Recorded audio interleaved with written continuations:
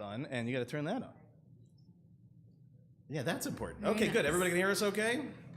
Good. We'll try that Shabbat Shalom thing one more time. Shabbat Shalom. Shabbat Shalom. Oh, I love it. So, this Shabbat is a wonderful Shabbat, especially because I get to welcome a dear friend of mine, Rabbi Diana Fursko, who is sitting there with her wonderful family, and her Aunt Myra, who is really, a second reason why that we are having this great opportunity to learn from and to hear from one of my, really, as I said, not just great friends, but somebody who I admire deeply as a rabbi, as a leader. And she's going to talk to us a little bit later on tonight. We'll engage in a little bit of conversation around the topic of the book that she has written on a heavy topic, on the topic of anti-Semitism, and in particular, why it is essential, why it is so important to be talking about it, but in a different kind of way than perhaps we've heard before. So we're going to get to that point a little bit later in the service, and I'll have to ask one little indulgence, which is your tech AV team / person that moves things around periodically. We'll push all this stuff back. I'll put a couple chairs up here so we can talk a little bit more comfortably. It'll take about 30 seconds. The cantor will help us to bridge the gap there. So anyway, that's longer in the future. We won't worry about that right now. What we're going to do first is to welcome up Myra, and we're going to welcome up Rabbi Fursko to light and bless our Shabbat candles. If you're joining us for the first time in our shul, you should have a prayer book in your seats that looks like this. If you don't for any reason, just raise a hand. One of our wonderful friends will bring something to you. We're on a page 120 in our prayer books, page 120. Oh, good, the whole Gansa's coming. The whole mishpacha. That's what I love to see. Okay, now let me give you a microphone here. Now, this is one of those like crazy torches. If you need some help, I can definitely help with that. Yeah, there you go. Okay. All right, why don't you hold this when you guys get to the blessing part?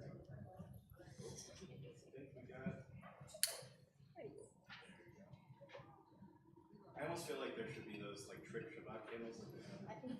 Yes, I know. Sometimes that's it.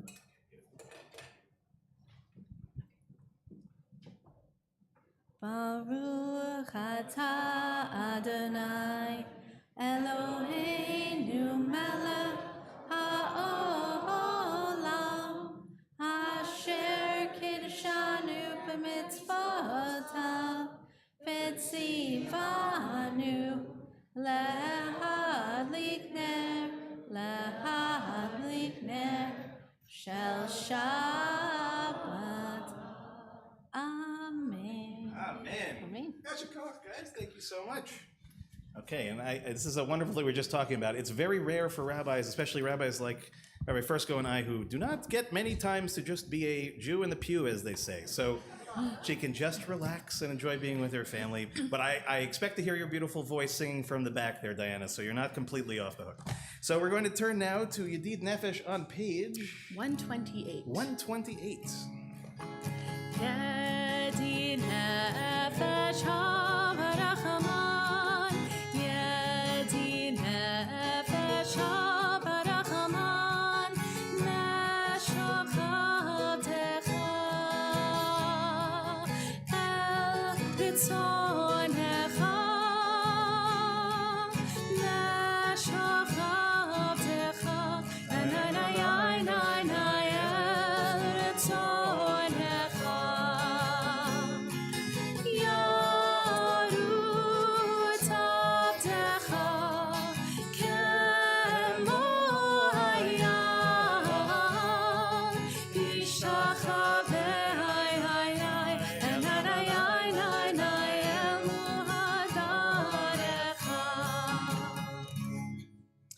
Turn now to Lachuna Ranana on page 130. Again, page 130.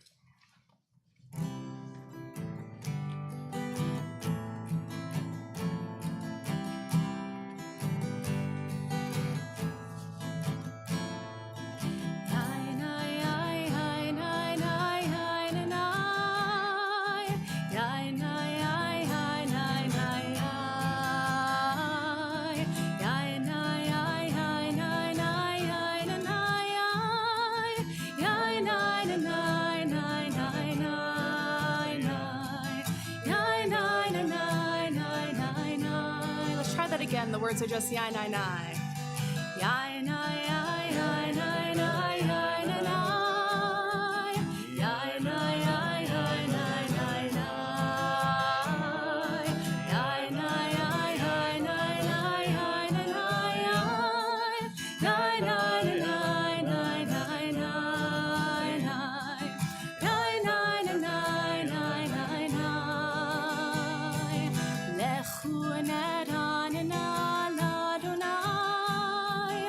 יגיע לצור ישנו, לקדמה לפנה בתודה, יזמירות נריע לו, יזמירות נריע לו. יאינה יאינה יאינה יאינה יאינה יאינה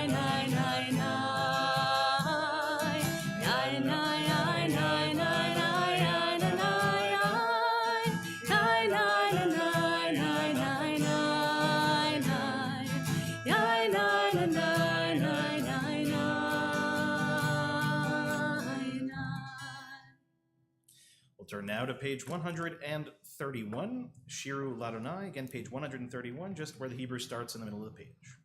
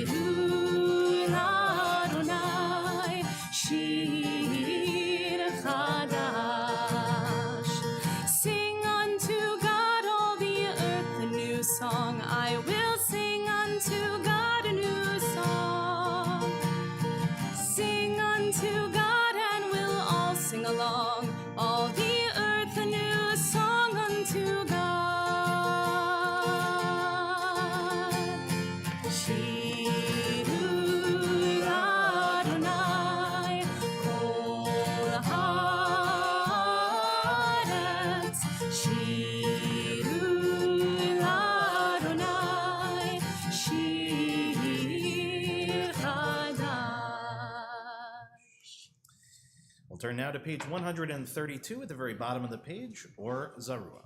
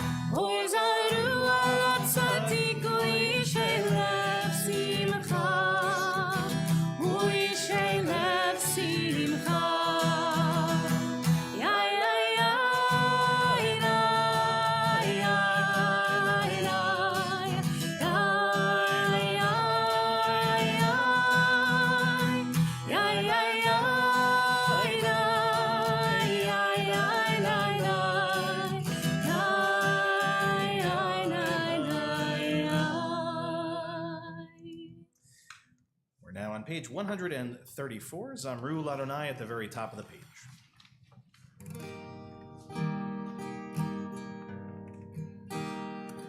Zamru Ladonai bechino, bechino vekol zimra. Zamru Ladonai bechino, bechino vekol zimra. Zamru Ladonai bechino, bechino.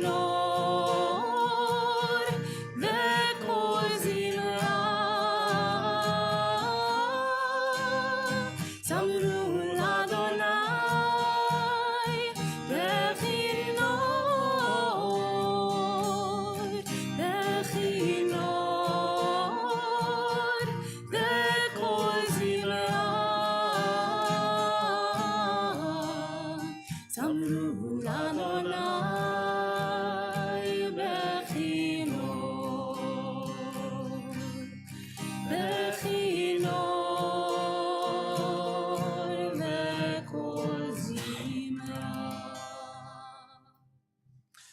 turn now to page 135, Romamu, which is just in the middle of the page in Hebrew. Again, page 135.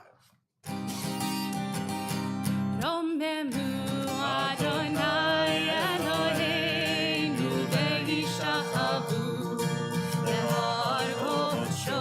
Romemu Adonai Eloheinu ve'ishachavu lehar kodsho. Ki kadosh Adonai Eloheinu romemu. Ki kadosh Adonai Eloheinu romemu. Romemu Adonai Eloheinu ve'ishachavu lehar kodsho. And we're going to turn now to page 138 for L'chadodi, but a couple of little words of explanation because I know we have some guests that have never been here before. So after we finish the final paragraph of L'chadodi, the one where we stand and we face towards the doors that we walked in through, there's a little bit of dancing that usually happens. You're welcome to join in that dancing. You don't have to, but don't be surprised by it. But the one thing I'll say is that in all the time that Lauren was our cantor, I don't believe that you ever actually experienced this, not No. even once, because she was our COVID cantor all those years. The only services that Lauren actually and I got to lead in this space was the high holidays that none of us were here. So actually, it's the first time that you're really able to hear people singing in this room, which is pretty cool. I was like actually got Right? a Got a little little close. emotional, I right? was I was like, kind of I got a little quiet so I could hear you all singing. It's beautiful. You all sound great, by the way, which is good. So again, page 138, we're going to stick with our one melody that gets us to the dancing piece. And Cantor, you're going to follow me, I think, since you may not know Absolutely. this as well. Again, page 138, we'll do the first, second, fifth, and ninth paragraphs, and please join with me. Ya la la la la la, ya la la la la la, ya la la la la la. L'chadodi likrat kala, b'nei Shabbat nekabela, shamor v'zachor, b'dibur echad ishmi'anu, el hamiuchad Adonai echad, u'shemo echad shemo tiferet, ve'elitila, l'chadodi likrat kala, b'nei Shabbat nekabela, l'chadodi likrat kala, b'nei Shabbat nekabela, likrat Shabbat lechu b'nei ki mekor, haberacha merosh mikedem nesucha, sof ma'aseh b'machshava tchila, l'chadodi likrat kala, b'nei Shabbat nekabela, l'chadodi likrat kala, b'nei Shabbat nekabela. Fifth paragraph. Hitoreri kiva orech, kumi uri, shir daberi kavod Adonai, alayich nivla, l'chadodi likrat kala, b'nei Shabbat nekabela. Boi v'shalom, ateret ba'ala gam besimcha, uvetzona tochem unei, aham segula, boi chala, l'chadodi likrat kala, b'nei Shabbat nekabela, l'chadodi likrat kala, b'nei Shabbat nekabela. Yai lai lai lai, yai lai lai lai lai lai lai lai, yai lai lai lai lai, yai lai lai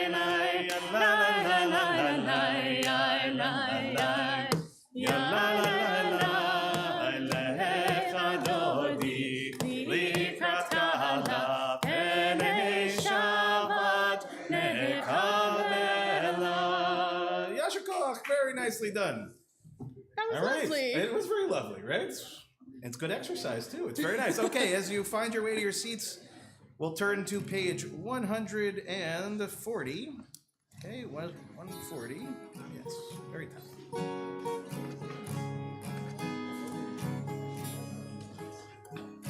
מזמור שיר ליום השבת, טוב להודות לאדוני, ולזמר לשמך עליון, ולזמר לשמך עליון.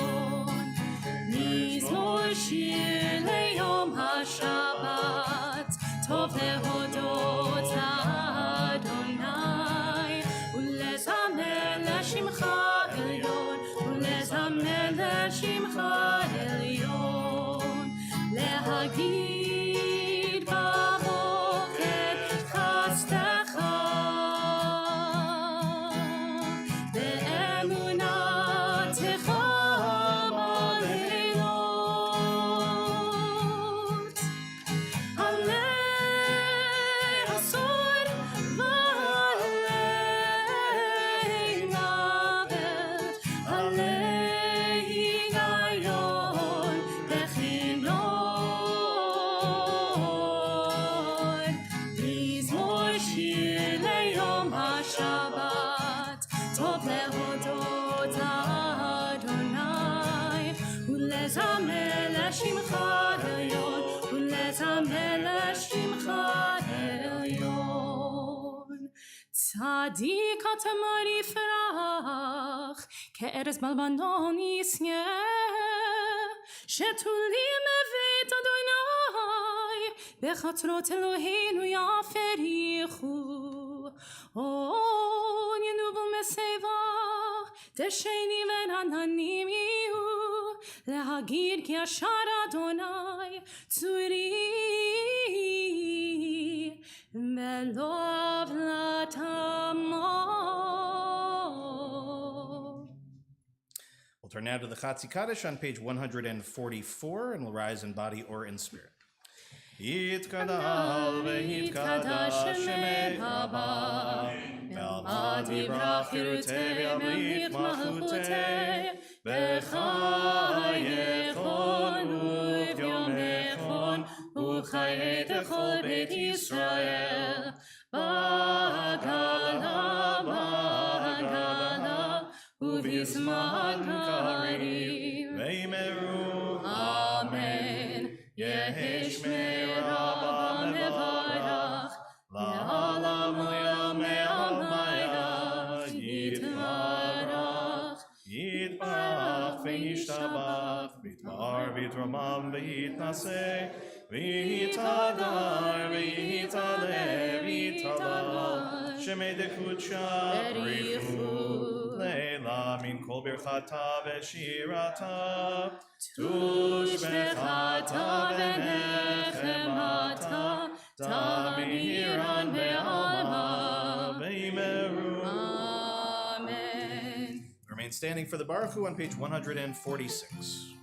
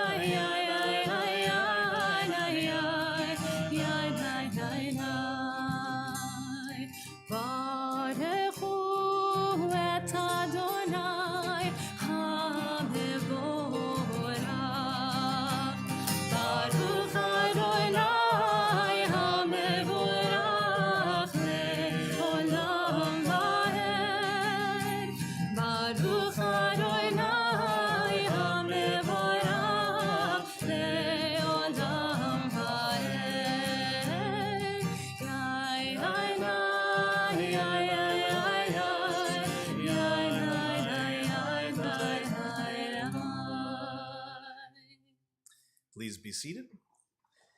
We'll turn now to page 148, and we'll read together in English at the very bottom of the page. Blessed are you, Adonai, our God, ruler of the universe, who speaks the evening into being, skillfully opens the gates, thoughtfully alters the time and changes the seasons, and arranges the stars in their heavenly courses according to plan. You are creator of day and night, rolling light away from darkness and darkness from light, transforming day into night and distinguishing one from the other. Adonai Tzvaot is your name. Ever-living God, may you reign continually over us into eternity. Blessed are you, Adonai, who brings on evening. ומעביר יום ומביא לילה, ומבדיל בין יום ובין לילה, אדוני צבאות שמו, אל חי וקיים, תמיד ימלוך עלינו לעולם ועד, ברוך אתה אדוני, המעריב הרבים. אמן. אהבת עולם בית ישראל, עמך אהבת, תורה ומצוות, חוקים ומשפטים, אותנו לימדת. על כן אדוני אלוהינו, בשופטנו וקומנו, נשיח בחוקיך, ונשמח מדברי תורתך, ובמצוותיך, לעולם לעולם ועד. כי הם חיינו ואורך ימינו, ובהם נגד יומם ולילה. מאהבתך אל תסיר ממנו לעולמים, ברוך אתה אדוני, ברוך שמו. אוהב עמו ישראל. Amen. שמע ישראל, אדוני אלוהינו, אדוני אחד. Please join us on page 154.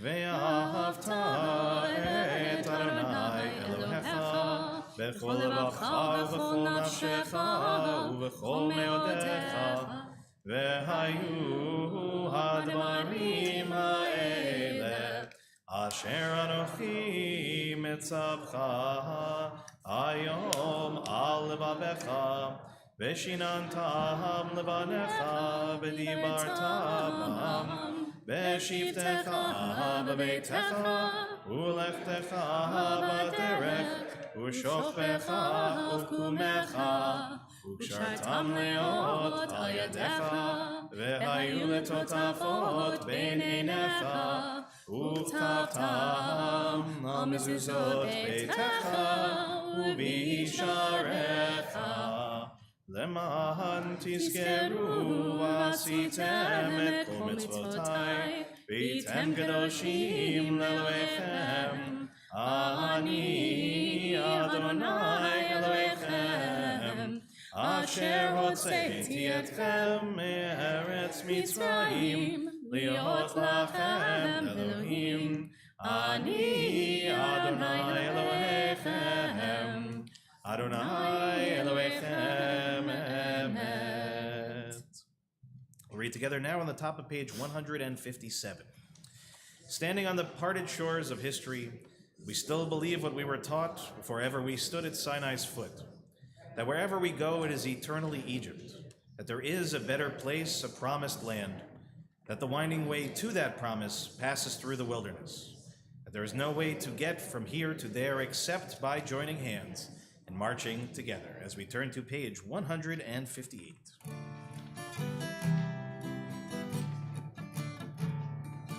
מי כמוך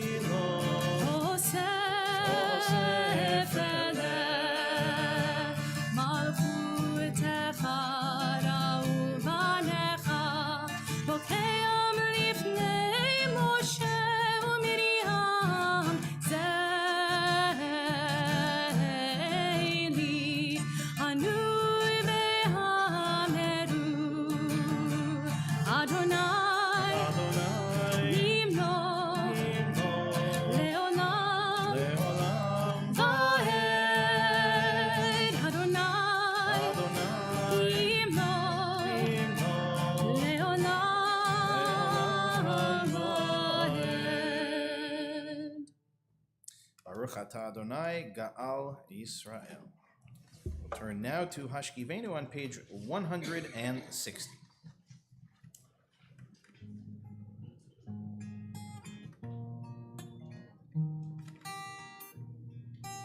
Let there be love and understanding among us. Let peace and friendship be our shelter from life's storm. Let there be love and understanding among us. Let peace and friendship be our shelter from life's storm. Hashkivenu, Adonai Eloheinu. Hashkivenu, Leshalom.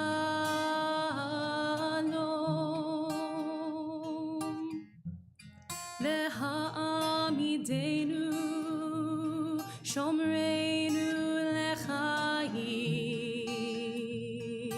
Ufros aleinu, Sukat shomecha. Hashkivenu, Adonai Eloheinu. Hashkivenu, Leshalom. Let there be love and understanding among us. Let peace and friendship be our shelter from life's storm. Blessed are you, Adonai, guardian of Israel, whose shelter of peace is spread over us, over all your people Israel, and over Yerushalayim. We turn now to page 162, Vishamar at the very top of the page.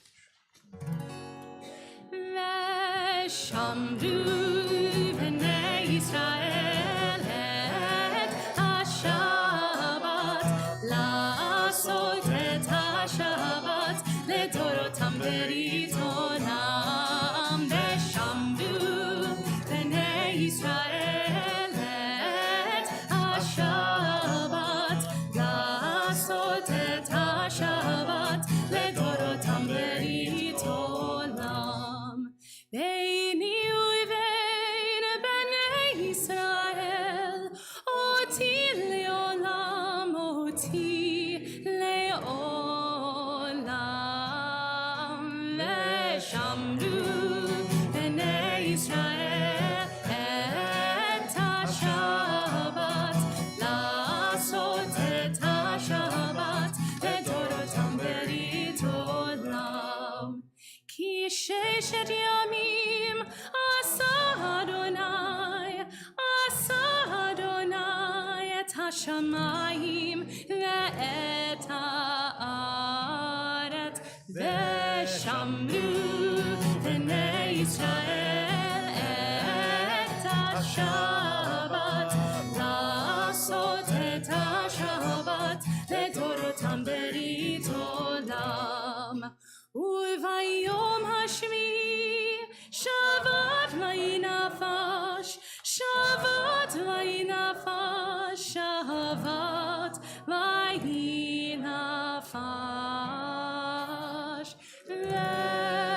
ושמרו בני ישראל את השבת, לעשות את השבת, לדורותם ברית עולם. I'll now invite us all to rise in body or in spirit as we begin the Amidah together on page 164. From that point on, we'll continue silently. As always, please go at your own pace. And when you're finished at the end, if you're still standing, you may be seated. Again, page 164. Adonai sebatai tiftachu fiai tehilatecha. Adonai, open up my lips, that my mouth may declare your praise.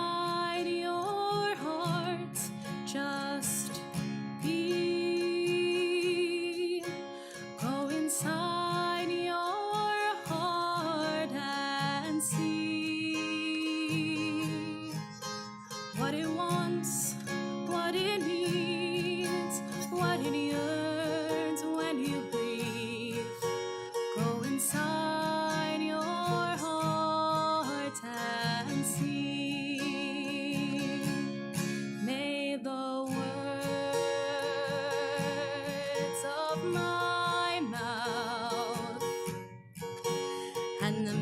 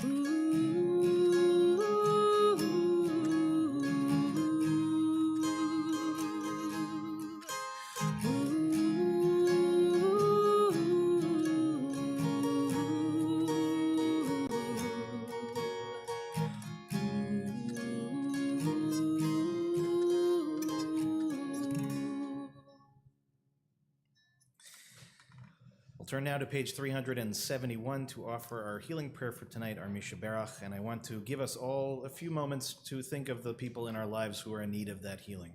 They may be very close to you, they may be very far away, but tonight they're in our hearts. So give just that little bit of time and really try to think of those people you're praying for tonight. And in just a few moments, we'll join together on page 371 in the middle of the page to offer our Misha Berach.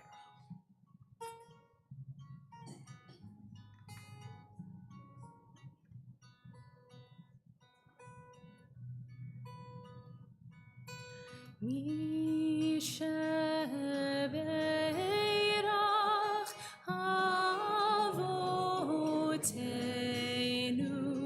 Mekor HaBracha Leimotenu. May the source of strength who bless the ones before us help us find the courage to make our lives a blessing, and let us say Amen.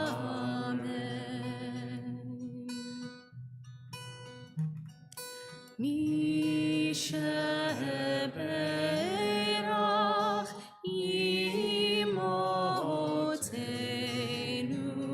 Mekor HaBracha Lavotenu. Bless those in need of healing with refuah shlema, the renewal of body, the renewal of spirit, and let us say Amen. All right, Shabbat Shalom, everyone. Now, this is the part where you have to give me, well, you can time me, about 30 seconds or so to reorient here, and we'll get right back to it.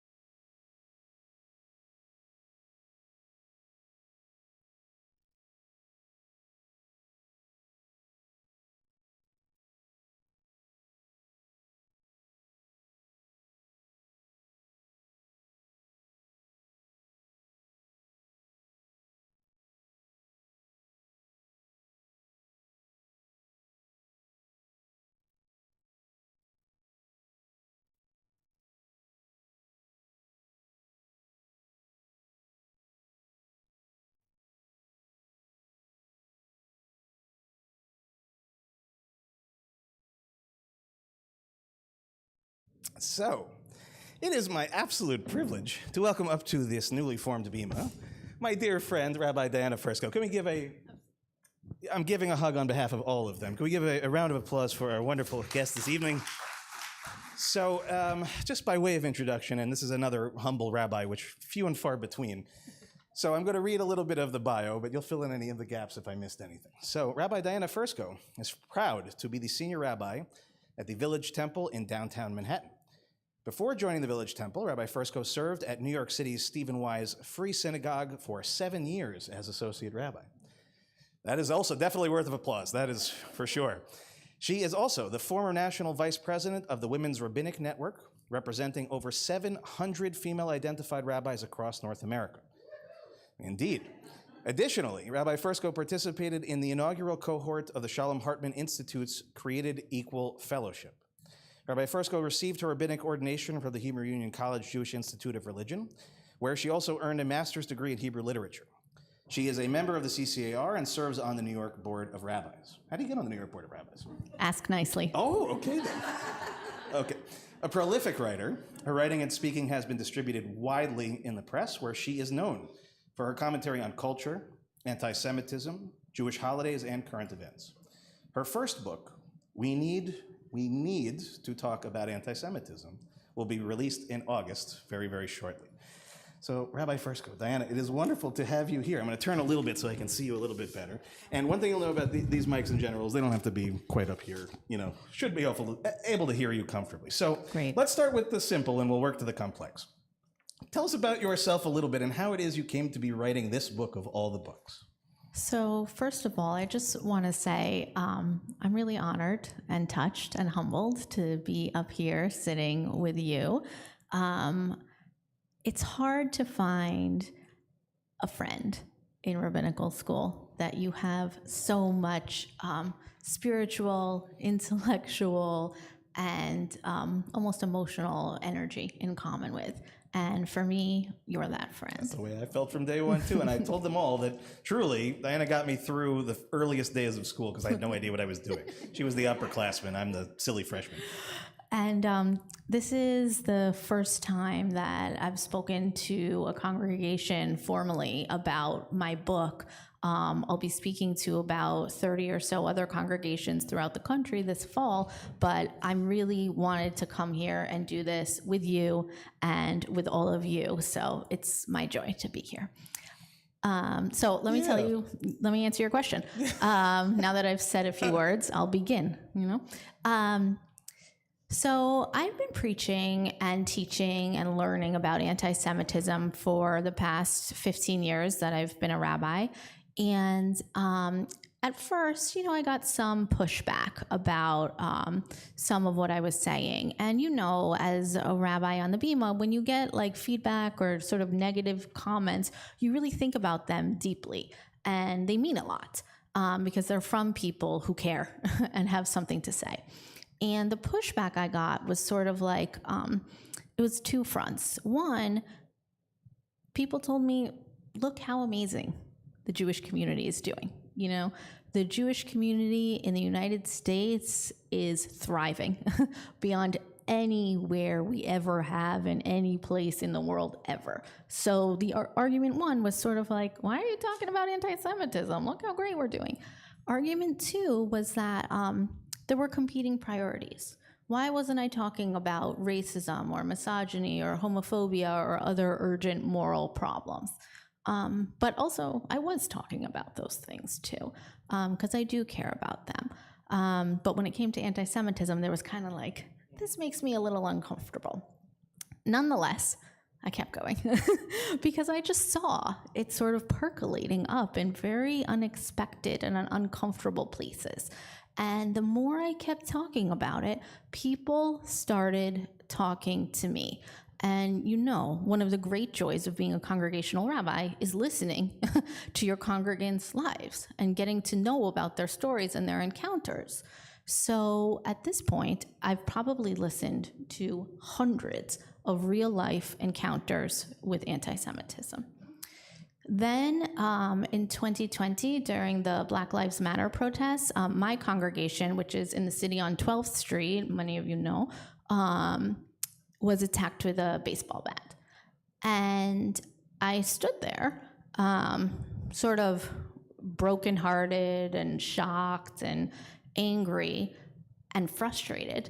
And I decided to vent my frustration in the most Jewish way possible and write a book about it. So that's how we got here today. It's amazing story. And I'm sorry from the origin point, though, but certainly I can imagine that must have hit very hard and very, very personally in a way that probably, many of us haven't actually felt necessarily. It's one of those things growing up on the Upper West Side, right? I certainly had that experience also where it didn't touch me in the same way that when I went to Wisconsin, I had a different kind of experience, another shared experience we have as Badgers, right? Yes. So I understand that. But let's go back a little bit, because I find that one of the challenges in talking about anti-Semitism in any way is just coming to a common definition, or at least an acceptable definition. And this is a struggle in every conceivable level of the conversation. So maybe you could just tell us a little bit, how do you define this term? What does it mean to you? Okay, so those of you that have been following this issue closely know that there's a sort of intellectual and political battle being waged about how we define anti-Semitism. Should we use the IRA definition? What about the nexus clause? laws, etc. I'm going to do something very Jewish and add to the conversation. And I'm going to offer you another definition, which came to my attention through the former chief rabbi of England, Rabbi Jonathan Sacks, may his memory be a blessing. And he taught that anti-Semitism is not allowing the Jews to exist collectively as we allow others to exist collectively. The reason I like that definition is, one, I'm a pragmatist.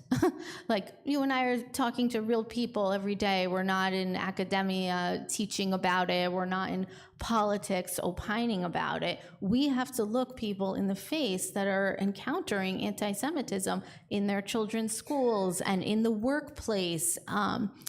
So this definition is helpful, because what that means, if you don't allow the Jewish people to exist collectively in the way you allow others to exist collectively, is that as a parent, that gives you a response. If, say, for example, in your child's school, they've denied the Jews and the Jews only an opportunity to gather, which has happened. Or if in your workplace, there's an affinity group for every other type of group you might imagine, but they tell you as a Jew, maybe now's not the time. And I've had congregants who have encountered that. So this definition, the idea that we should be allowed to exist collectively, the same as others, I think is just useful. And to add the last layer to it, it also can be applied to the way we approach Israel and the conversation around Israel. Very nice. So, you mentioned something in that response, talking about the situations that inevitably arise, especially when you're parents of children. And that is one of the sort of struggles of this, especially as parents, your wonderful children being here, your wonderful husband being here as well, that, thankfully, at least in my experience so far here in Sag Harbor, my kids have not experienced anything. We haven't experienced anything. The school has really been the opposite. But I know that that's oftentimes the exception, not the rule. And the question is sort of how this is affecting this next generation of young people who are coming of age, and in particular as they age into college. So I'm wondering if you can give us a little bit of a sense of, from your side of things, what you've seen, what is the impact at this point, especially on our young people, of anti-Semitism, and how is it affecting their sense of identity? How is it affecting their sense of self? And in the end, what is it perhaps that all of us parents, grandparents, caregivers of various kinds can be on the lookout for as a way to anticipate some of the potential problems and be in response? So something I found that I think has been interesting is that the way we encounter and interpret anti-Semitism is very generational. So I'm curious in this room, how many of you here, raise your hand, when you were younger or ever have encountered direct anti-Semitism? So for those that are watching at home that can't see, I would say, certainly more than half, if not a plurality of hands went up. Right, a good number, also a bad number. Yes, exactly.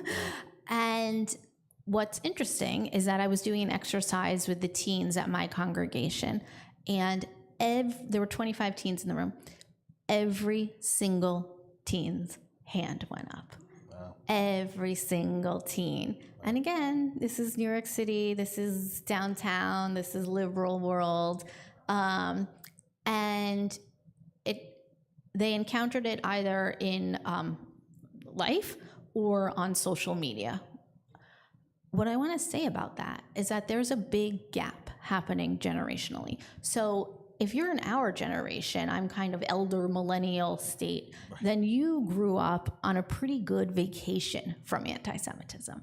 It seemed like something historical in the past. This is something you went to a museum about and looked at. You went to a movie and watched. Maybe you heard grandparents or great-grandparents tell stories, but it largely felt over and historical. So when we as a Jewish community come together to analyze and decide how to fight back, we have to remember that there are very different categories of lived experience with anti-Semitism. And everybody in this room whose hand went up has something urgent to offer to people like us who have not encountered anti-Semitism directly.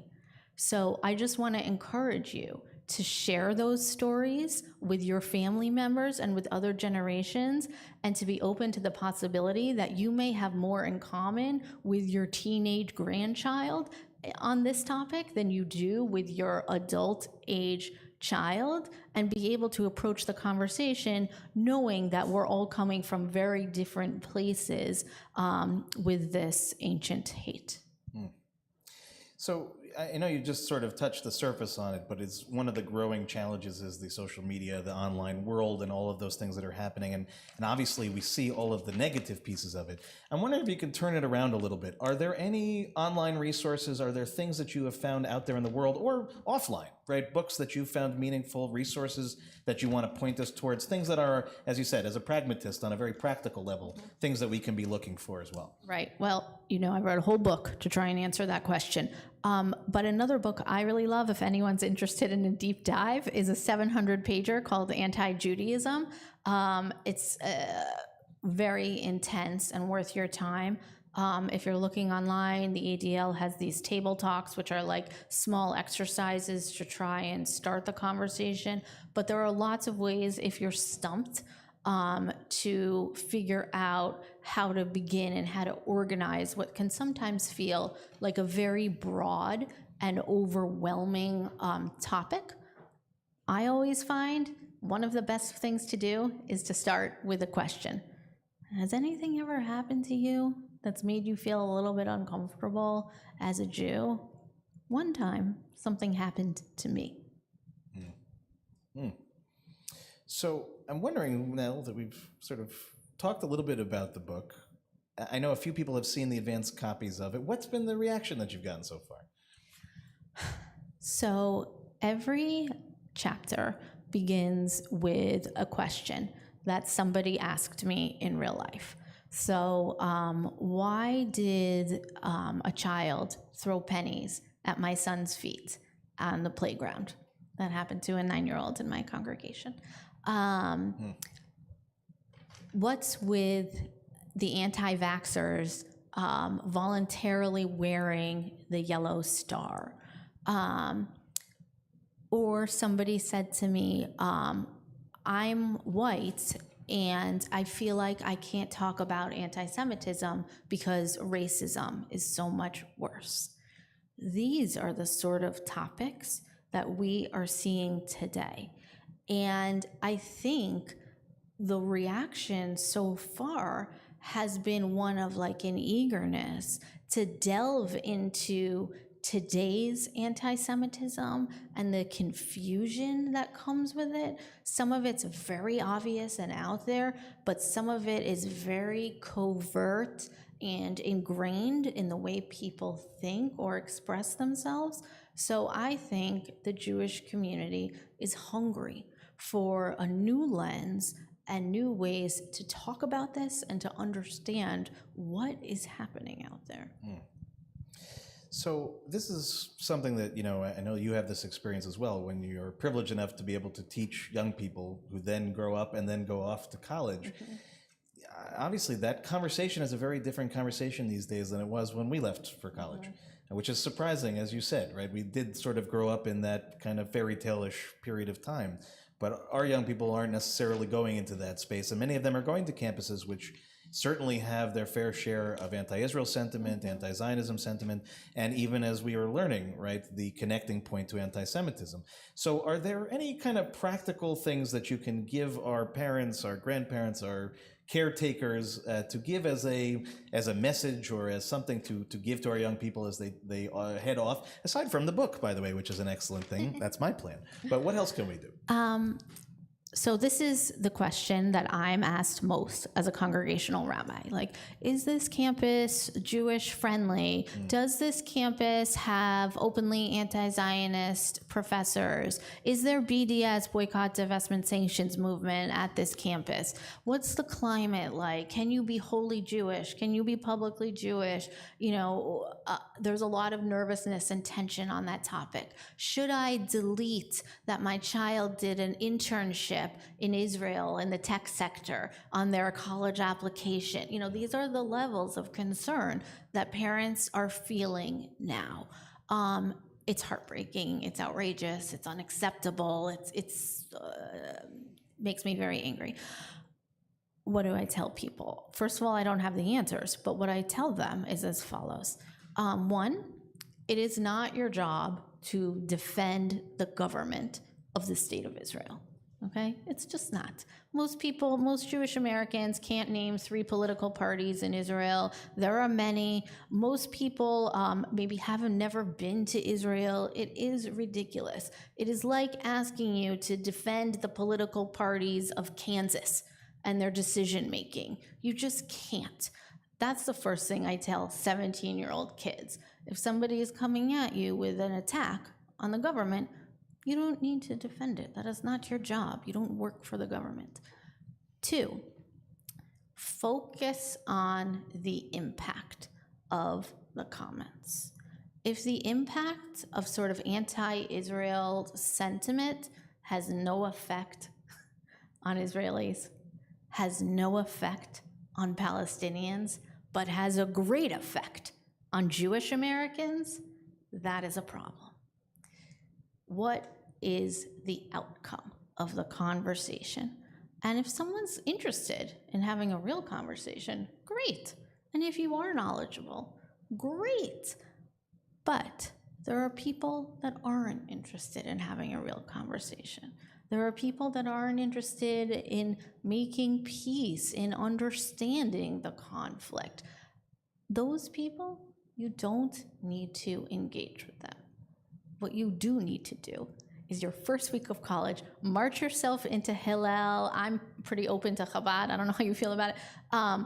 Find the Jewish community, introduce yourself, make for yourself a home there. That will, 1, bring you joy. 2, that will bring you comfort if and when you need it. Great. So, yes, that is certainly very useful, because I find a lot of times in these conversations, they're ethereal, they're philosophical, they're very rarely practical. Mm-hmm. And I know that that's one of the great challenges, is what does one do in response to? And I think a lot of times what we're trained to do is this, right, is put our fists up, right, in defense, but that's a very different posture, and it generally doesn't lead to anything generative. And as you said, right, a lot of times the things that are said and the things that are done, they don't have any positive impact on anybody. So it's trying to turn that conversation around and to empower our young people to be responsive in the places they ought to be responsive, and not feel so obligated to be the defender of every single thing. Those are very practical steps that can be taken, and I really appreciate that. I'm wondering just a little bit in terms of your experience, now that you've been thinking about this and acting on this, and you're in, as you said, downtown New York City, have you been able to build any partnerships outside of the Jewish community with this kind of approach? In other words, you really are talking in a slightly different and a significantly different way than a lot of the other conversations around anti-Semitism, and I wonder whether that's had an impact on being able to bridge some of those gaps, especially with communities where we're seeing some of an uptick coming in our direction. So being involved in this conversation so intensely has changed my mind in a lot of different ways. And one of the ways that I've sort of learned and opened my mind is reaching out to other faith leaders and other faith communities. So at the beginning of the month, I went to Oxford, England for 3 days of interreligious dialogue with representatives of the Vatican. And there I learned that the Catholic Church, for example, is very eager, theologically and morally, to be in partnership with the Jewish people. I would not necessarily have thought of the Roman Catholic Church as a number 1 potential friend group for us. Maybe I'm alone in that. I don't know. It was a surprise to me. A certain amount of history there. There might be a little history there, maybe like several hundred years.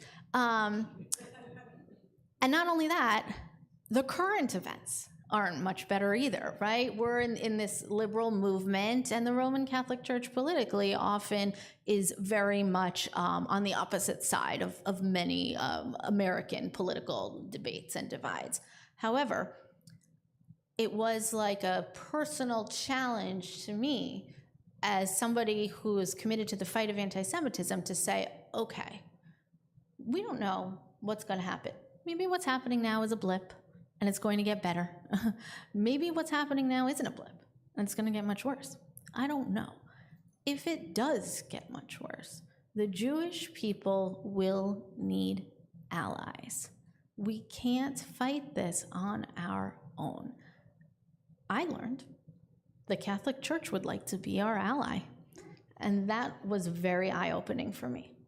Well, I think that's part of this, right? Is we have to open our eyes in different ways, see the world in slightly different ways, and understand that history certainly sets a certain kind of precedent, but a lot of times that sort of hesitation on our account based on history closes us off many times to those kind of partnerships, which are certainly part of this conversation, right? Because without those partnerships, without that connection outside, it's a struggle to get this point across. And I think that is an eye-opening thing. When you say the things that you've said tonight, and you share those with people and they're hearing it for the first time, it does cause that sort of synapse to fire in a different kind of way. And to me, that's always been much more likely to actually cause a positive change, as opposed to just spinning the circle around and around and around. So I'm sure, if we open this to Q&A, you get a million questions. We're not going to do that tonight, mostly for the sake of, brevity, as it were. They can ask me at the own end. I was just going to say, she must be a rabbi. She knows exactly what I'm going to say. That's exactly correct. As soon as we are done with our service, I know that Rabbi Fursko is not running out the door. She'll be happy to talk to all of you. But there is one last question to ask, which is very important. When does the book come out? How does one get to the book? And let us know, what is next on the horizon, and also where to find the Village Temple. I'll give you all dispensation. If you find yourself in the city, you're allowed to go to another shul, but you have to go to see Diana. That's the most important. Well, listen, we could have a little Exactly. reciprocal We could do thing home going. away. Yeah. That would be great. Book comes out August 29th. I'm so eager for it to be released into the universe. It's a very long process. And I'll keep you posted about where I appear in the press and in other congregations throughout the country. So thank you so much for having me. Thank you so much. Thank you for being here, Rabbi Fursko. Thank you for sharing this. Thank you for writing this book. And know that you are welcome back at this temple anytime. Shabbat shalom. Shabbat shalom. Thanks so much. Okay, so everybody just going to give me 30 seconds more to get us back in order here.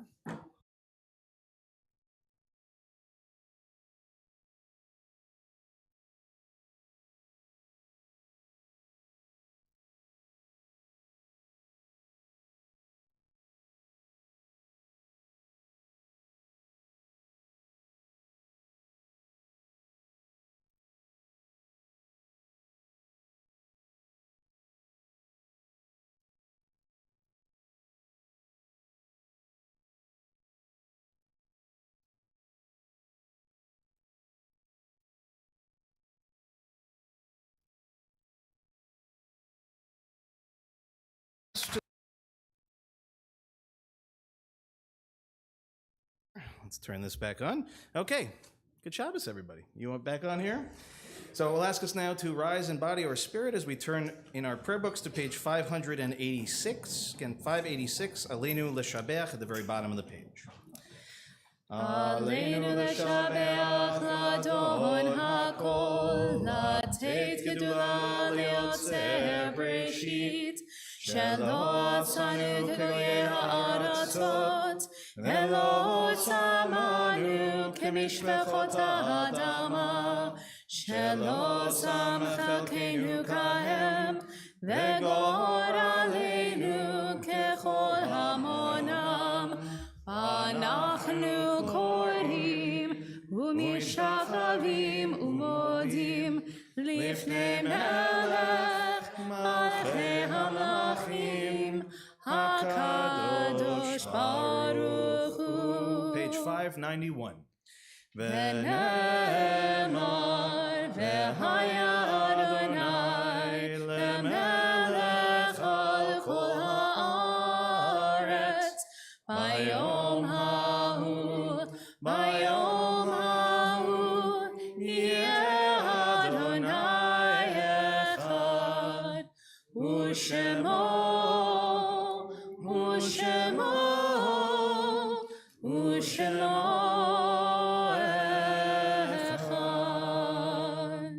Now ask those in mourning, those observing yahrzeit, to please remain standing. Everyone else may be seated at this time. We think first of those who've passed in our community in recent months. Bert Bitterman, Morty Schwatzky, Beverly Deshevsky, Sandy Greenwald, Dorothy Klein, Sean Leibowitz, David Lieberman, Marvin Schreier, Sandy Slip, Barbara Strasser, David Weinstein, Rita Weitzman, and Yael Zerdar.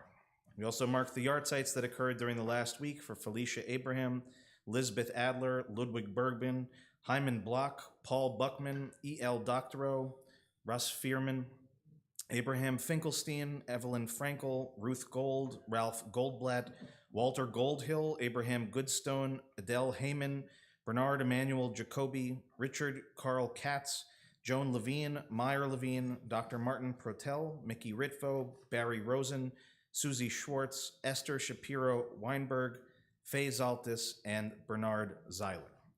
In addition to those names that we just read, if anyone is saying Kaddish for anyone we did not mention and would like to mention their names, now would be the time.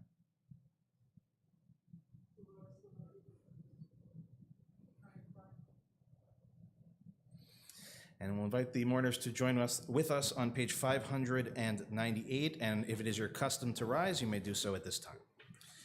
Yitkadal v'yitkadash shemei Rabbah. Amen. Hamad divrach chirutei v'yamlich malchutei b'chayechon u'v'yomechon u'v'chayei d'chol Beit Yisrael ba'agala u'v'zman kariv v'yimru Amen. Amen. Yehei shemei Rabbah mevarach le'olam u'li'almei almaya. Yitbarach v'yishtabach v'yitpa'ar v'yitramam v'yitnaseh v'yithadar v'yit'aleh v'yithalal shemei dekudsha brichu le'ela min kol birchata v'shirata tushbechata v'nechemata da'amiran be'alma v'yimru Amen. Yehei shalama rabba min shemaya v'chayim aleinu ve'al kol Yisrael v'yimru Amen. Amen. Oseh shalom bimromav Hu ya'aseh shalom aleinu ve'al kol Yisrael v'yimru Amen. Amen.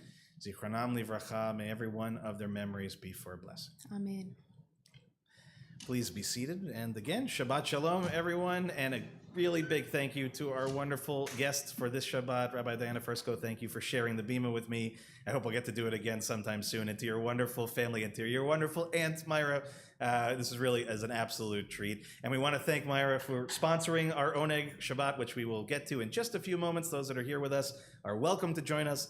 We're going to go next door after we're finished with our Kiddush and our Motzi and our final song.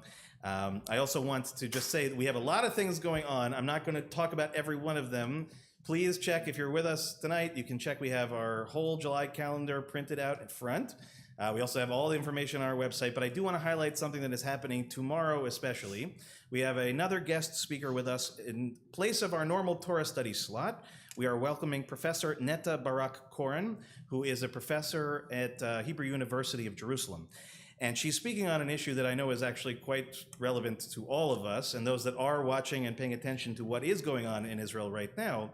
What we want to understand is a little bit more about how the judiciary changes that are being attempted at this moment, where they're coming from, what they mean, not just in the political sense, but in the sociological sense, in the anthropological sense, in the cultural sense of what's going on in Israel. And this is a rare opportunity to get insight from somebody who's not just living there, but who studies this. And in particular, this week, one of the conversations is about defining reasonableness from a legal perspective. If you understand what that means, then maybe you don't have to come tomorrow. But for the rest of us normal people, this is an opportunity to learn from a real expert. So after services are done in our normal time from 12 to 1 o'clock, we will welcome our professor. And just to give you a little bit of her background, she is a legal scholar and cognitive scientist focusing on empirical and behavioral analysis of constitutional and public law with a particular interest in conflicts of rights and the interaction between law and religion and law and social norms. She received her first degree in law and cognitive science from the Hebrew University, valedictorian and 3-time recipient of the Albert Einstein and Rector Awards.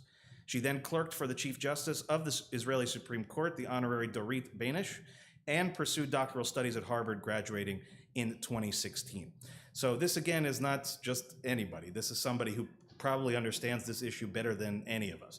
So even if you're not normally a Saturday morning person, even if you can't get yourself to shul, I will again, please come to shul. Okay, it's great. We have a great time.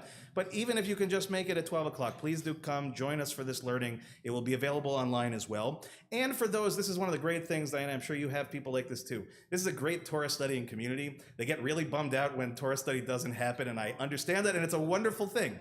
This is one of those times. But what I'm going to do to bridge the gap a little is instead of my normal frontal drosh during the service, we're going to have a little bit of a Torah study as part of the service itself. So we get a little Torah study and we get a little connection to Israel. So please, please, please join us again tomorrow, ideally in person, but you can also join us online as well. And as I said, for everything else, please check our calendar, our Facebook page, or all the things that tell you what things are going on. And again, as I said, thank you to Myra for sponsoring tonight's Oneg, which we'll celebrate. Now, before I run out of oxygen, I know we have one birthday that I know it for sure that's happening, so we want to wish Ira a happy birthday. Ira, we'll try to get next door fast enough to sing you a happy birthday. Any birthdays this week? Anybody celebrating anything? Great Simchas?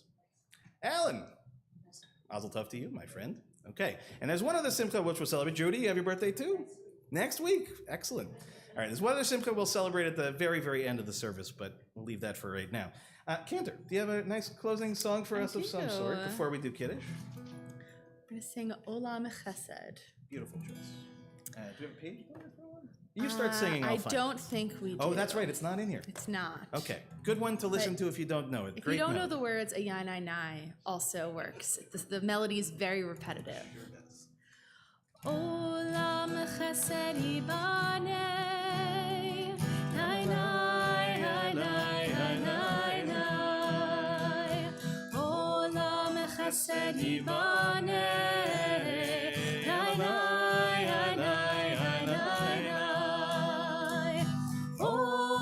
Chesed Yibanei, nai nai nai nai nai. Olam Chesed Yibanei, nai nai nai nai nai. I will build this world from love, nai nai nai nai nai.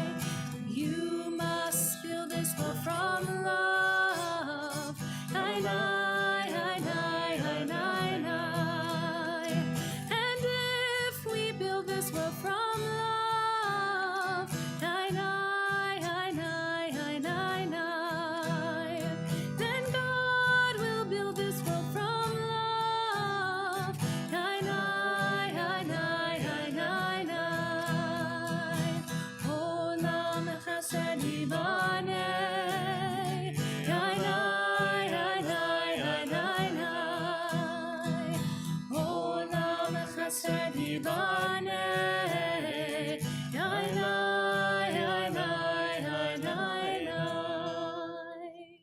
We'll rise as we turn to page 123 for Kiddush. Baruch atah Adonai Eloheinu melech haolam borei peri hagafen. Baruch atah Adonai Eloheinu melech haolam asher kitshanu b'mitzvotav v'hatzavanu v'shabbat chodsho b'ahava uvratzon inchilanu zikaron lema'aseh v'reishit ki hu yom techila lemikra'e kodesh zecher letziat mitzrayim kivanu v'chaita ve'otanu kidashta mikol ha'amim ve'shabbat kodshecha be'ahava uvratzon inchaltanu Baruch atah Adonai mekadesh haShabbat. Amen. L'chaim. So remember I said there was another simcha we wanted to celebrate. We want to celebrate Cantor Lauren getting married, which was an amazing thing. So we're going to do Moksing, and then we're going to sing her a Siman Tov and Mazel Tov. And we're going to use this beautiful challah table that she gave us as a parting gift before she left. Baruch atah Adonai Eloheinu melech haolam Hamotzi lechem min haaretz. Amen. Simen tov u'mazel tov, mazel tov u'simen tov, simen tov u'mazel tov, mazel tov u'simen tov, simen tov u'mazel tov, mazel tov u'simen tov. Yehei lanu, yehei lanu, yehei lanu, u'lechol Yisrael. Yehei lanu, yehei lanu, u'lechol Yisrael. Yehei lanu, yehei lanu, u'lechol Yisrael. Mazel tov, Cantor. Mazel tov to Aaron as well.